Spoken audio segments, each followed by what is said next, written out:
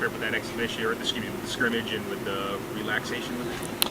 That trip's always been about the team building side of things. Opportunity for us to get away, a little bit get away from soccer, but also to be able to just get out on the lake, enjoy ourselves, get away from campus, clear our minds a little bit, some of the distractions and things.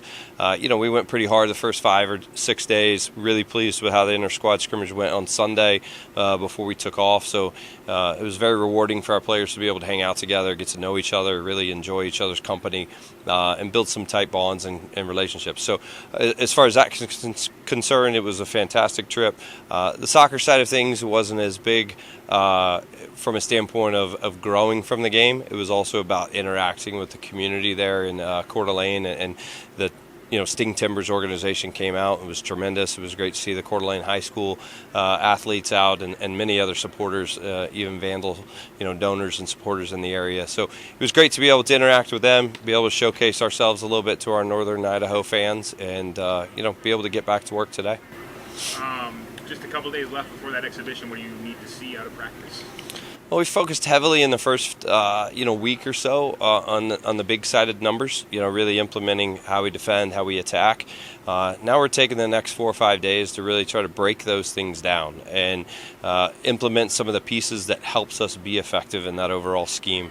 So we're working a lot on how our backs are playing out, how our attackers are moving to be able to create opportunities, and then just fine-tuning things so that in the end we have an opportunity against Mount Royal to come out and showcase and put those pieces together and show that we're growing and making steps forward. And it was a good session today, so I hope we'll continue that tomorrow. About a week in at this point, anybody stand out to this stage? Some of the usual suspects. Olivia Baggerly had a tremendous weekend, both in the Sunday scrimmage as well as in yesterday. She's been, hitting on all cylinders, really happy with what she's providing for us. Bridget Daly has been fantastic. Even Summer Caniciero scored a goal on Sunday that I thought was really good. Some of the younger players are coming along. It's been a really healthy competition in a lot of spots, which has been really exciting to see, and what you want at this point in time in the camp, that they're still fighting for playing time, fighting for starting roles, and the opportunities to impact our group. So the competition has been very good, and we hope that'll continue, and we'll continue to forge our way into putting ourselves in the best position to be ready for next weekend. About a week in, how's things looking on the team? Things looking good. I think we came into really, really good shape. So normally we do like 3 or 4 double days, but we've been holding back a lot more, doing a lot more technical work and implementing early ideas. So because we came in so fit, and so we're able to do things that we're usually do about a month in. So I think that that's really helping us, and the things that we're doing now is usually 3 weeks in advance. So it's nicer that we're fitter, so we can start earlier on those kind of things. Derek talks about this Coeur d'Alene trip as it's mostly about the team bonding, right, and building those relationships. How'd that go from the players? It was really fun. I think the best part of it is they take our phones right away, and so you have to talk to each other, and so it's you can't look for your phone when you don't know what to do. So you have to learn people and learn about people, and I've learned about people I've been on the team with for 3 years. Just because of this trip, it forces you to get along with people and talk to people and get to know them. So that's what I really liked about the trip.